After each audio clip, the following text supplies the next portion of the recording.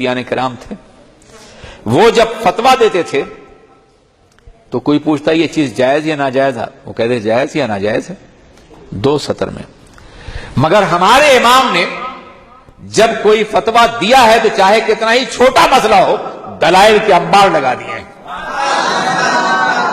پہلے قرآن، پھر حدیث، اجماع، پھر قیاس، ادلہ اربعہ سے اپنے تمام فتاوی جات کو سجا دیا ہے، اور قیامت تک مفتیان کرام کو دلائل تلاش کرنے کے لیے کہیں اور جانے کے بجائے فتاوی رضویہ کی طرف مائل کر دیا ہے۔ یہ وہ احسان عظیم ہے علمی دنیا میں ان کا کہ جس کی کوئی مثال نہیں ملتی۔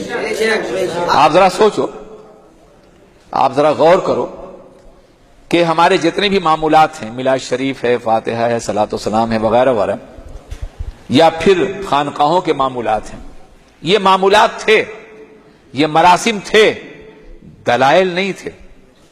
اعلی حضرت نے ان معمولات کو استدلال اور دلائل کی زبان عطا فرما دی ہے۔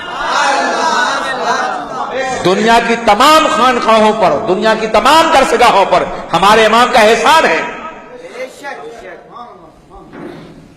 خواجہ حسن نظامی ایک بہت بڑے ادیب اور شاعر تھے، نظام الدین اولیاء رحمۃ اللہ علیہ کی خانقاہ کے سجادہ نشین تھے، اتنے بڑے سجادہ نشین تھے کہ وائے سرائے آتا تھا تو جھک کر کے ملتا تھا ان سے، اس قدر دبدبہ اور شوکت۔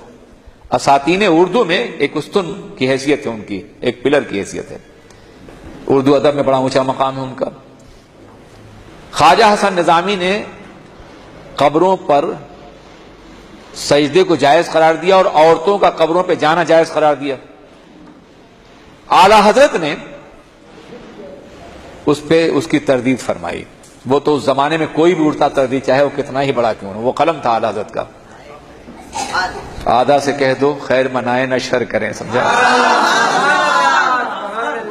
آپ نے تردید فرمائی کہ عورتوں کا مزارت پہ جانا جائز نہیں ہے اور سجدہ کرنا بھی جائز نہیں ہے۔ ایک مقام پہ آپ نے ارشاد فرمایا کہ لوگ پوچھتے ہیں عورتوں کا مزار پہ جانا کیسا ہے، میں کہتا ہوں، اعلیٰ کہتے ہیں، میں کہتا ہوں کہ جب کوئی عورت اپنے گھر سے قدم باہر نکالتی ہے تو صاحب مزار سینکڑوں لعنت بھیجتا ہے۔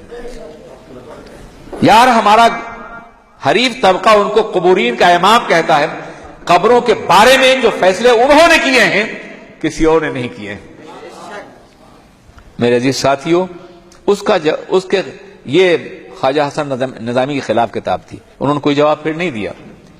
جب حالات کا انتقال ہوا تو حسن نظامی نے دعا کے لیے ہاتھ اٹھایا تو انہوں نے کہا حضور انہوں نے آپ کے خلاف کتاب لکھی تھی، آپ نے دعا فرمائی ہے؟ کہا ہاں۔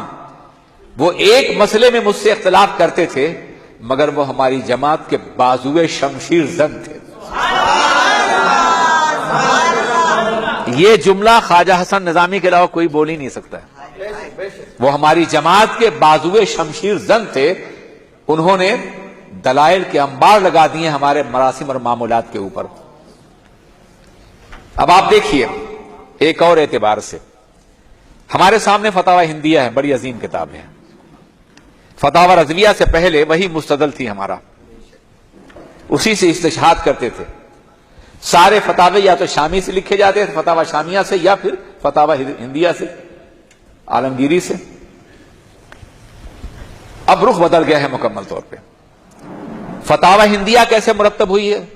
اورنگزیب عالمگیر نے 300 علماء کو یہ ذمہ داری دی تھی کہ تم ہندوستان کے لیے ایک فتاوی کتاب مرتب کرو جس پہ یہاں کے دینی نظام کی بنیاد رکھی جا سکے۔ ان کو وظیفے دیے گئے تھے، بڑے عظیم لوگ تھے رحمہم اللہ۔ قلم دینے کے لیے اور سیاہی ڈالنے کے لیے دعوات میں اس کے لیے بھی نوکر ہوتا تھا۔ ایک مدت کے بعد فتاوی ہندیہ مرتب ہوئی۔ ہمارے امام نے ایک گوشے میں بیٹھ کر کے تنہا فتاوی ہندیہ سے کہیں بڑی کتاب فتاوی رضویہ کی شکل میں دے دی ہے۔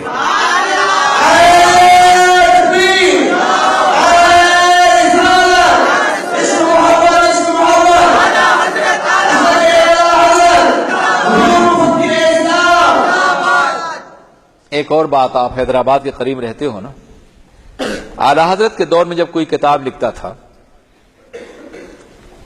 پورے ملک میں تو نظام حیدرآباد کے پاس، رامپور کے نواب کے پاس، نانپارہ کے نواب کے پاس جاتا تھا، وظیفہ جاری کر دیجئے، وظیفہ جاری ہو جاتا تھا۔ ہے نا. اعلیٰ حضرت نے 1000 کتابیں لکھی اور بے مثال کتابیں, لیکن وہ کسی دولت مند کے دروازے پہ نظر نہیں آتے.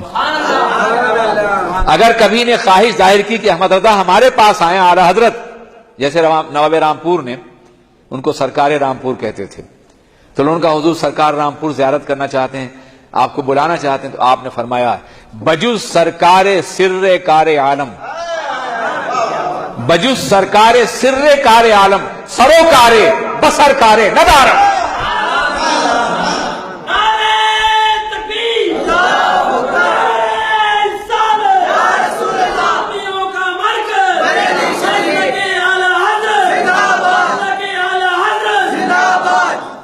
یہ ایک شعر ہے, پورے پرشین کے دیوان میں اس کے جیسا کوئی شعر دکھا دو تمہیں, وہ عرفی ہوں, وہ رومی ہوں, کوئی بھی ہوں, بجز سرکار سر کار عالم سروکار بسر کار ندارم. یہ علماء سمجھیں گے ایک فنی خوبی کو. نواب نانپارہ نے خواہش ظاہر کی. نانپارہ آپ نے پوری نظم لکھ کے بھیج دی.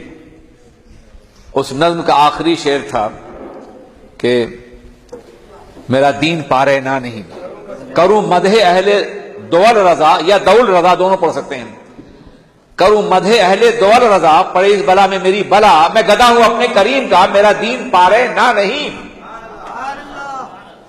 ہمارا امام ایک عظیم امام ہے, منمو کنج خمولی کے نہ گنجت دروے, جو